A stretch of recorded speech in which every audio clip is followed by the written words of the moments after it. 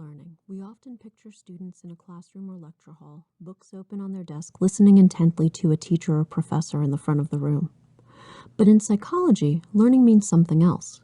To psychologists, learning is a long-term change in behavior that's based on experience. Two of the main types of learning are called classical conditioning and operant or instrumental conditioning. Let's talk about classical conditioning first. In the 1890s, a Russian physiologist named Ivan Pavlov did some really famous experiments on dogs. He showed dogs some food and rang a bell at the same time. After a while, the dogs would associate the bell with the food. They would learn that when they heard the bell, they would get fed. Eventually, just ringing the bell made the dogs salivate. They learned to expect food at the sound of a bell. You see, under normal conditions, the sight and smell of food causes a dog to salivate. We call the food an unconditioned stimulus, and we call salivation an unconditioned response. Nobody trains a dog to salivate over some steak. However, when we pair an unconditioned stimulus like food with something that was previously neutral, like the sound of a bell, that neutral stimulus becomes a conditioned stimulus. And so classical conditioning was discovered. We see how this works with animals, but how does it work with humans? In exactly the same way. Let's say that one day you go to the doctor to get a shot.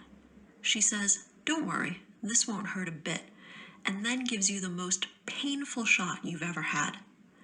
A few weeks later, you go to the dentist for a checkup. He starts to put a mirror in your mouth to examine your teeth, and he says, "Don't worry, this won't hurt a bit." Even though you know the mirror won't hurt, you jump out of the chair and run screaming from the room. When you went to get a shot, the words, "this won't hurt a bit," became a conditioned stimulus when they were paired with the pain of the shot, the unconditioned stimulus, which was followed by your conditioned response of getting the heck out of there.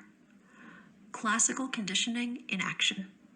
Operant conditioning explains how consequences lead to changes in voluntary behavior. So how does operant conditioning work? There are two main components in operant conditioning: reinforcement and punishment. Reinforcers make it more likely that you'll do something again, while punishers make it less likely. Reinforcement and punishment can be positive or negative, but this doesn't mean good and bad. Positive means the addition of a stimulus, like getting dessert after you finish your veggies, and negative means the removal of a stimulus, like getting a night of no homework because you did well on an exam. Let's look at an example of operant conditioning. After eating dinner with your family, you clear the table and wash the dishes.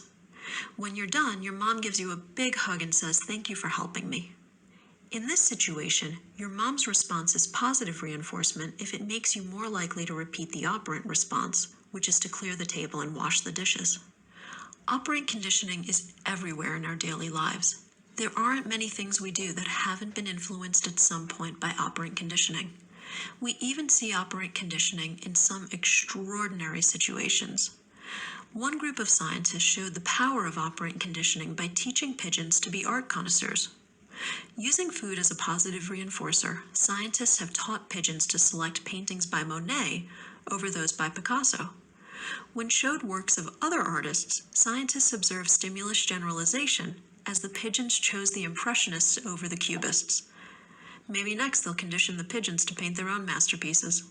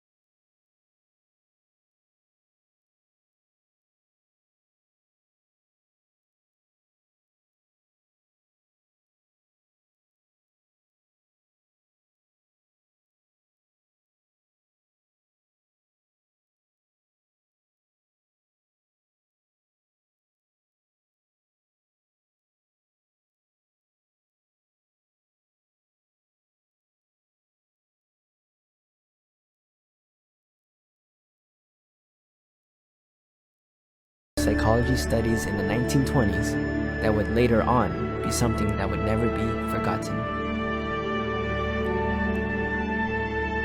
Classical conditioning, first experimented by Ivan Pavlov, was used on a dog when an unconditional stimulus was used to produce an unconditional response, and a conditioned stimulus was used to produce a conditioned response. This was later on extended by Watson in his demonstration of the Little Albert experiment.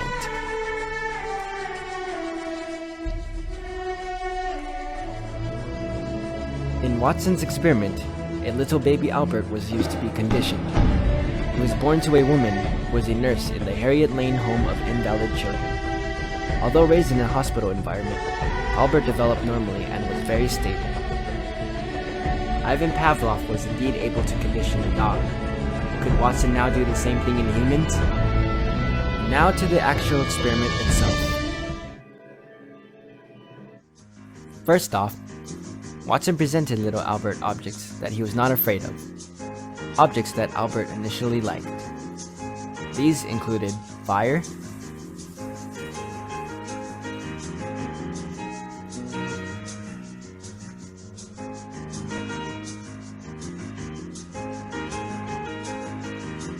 a monkey,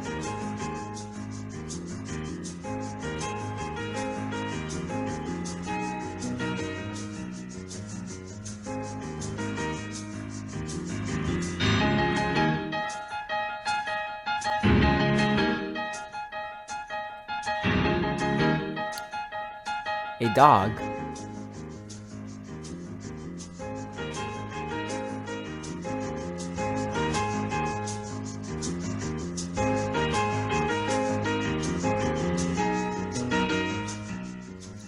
a rabbit,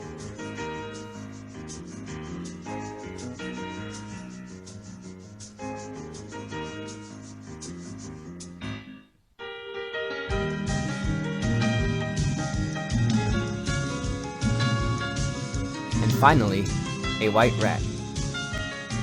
Albert in particular liked the white rat. From all these clips, notice Albert's positive reactions. And now comes the conditioning. To start off the conditioning, when Albert reached to touch the rat, a loud bar was struck whenever Albert reached for the rat.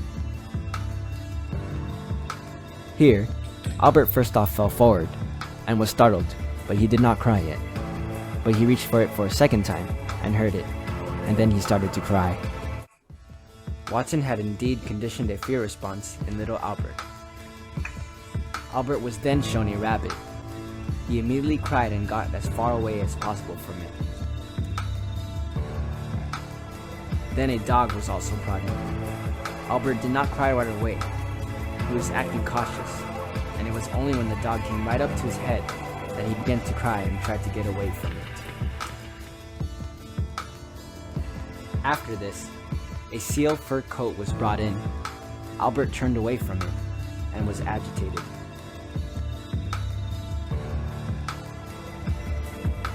Then Watson used a Santa Claus mask, in which invoked an even more negative response by baby Albert. From the previous experience from the white rat, little Albert suddenly became afraid of familiar objects that had the same characteristics as the white rat. This phenomenon was known as generalization. Watson then wanted to test whether the reaction would carry over in a different setting. The previous tests were done in a small dark room, but now he was brought into a larger room. He was presented with the same objects but did not show strong symptoms of withdrawal until the objects were paired with a loud noise. Watson now wanted to see if fear could remain in Albert over a period of time, so Albert was brought home and returned in 1 month. When he returned, he was tested with the same objects and paired with the same loud noises. Albert indeed showed the same strong signs of withdrawal. Watson once again proved that he could condition fear into baby Albert. Watson concluded that phobias were most likely conditioned responses. The little Albert study is extremely important in psychology and other disciplines. It has inspired other important researchers of the past and continues to impact the direction of psychological investigation today.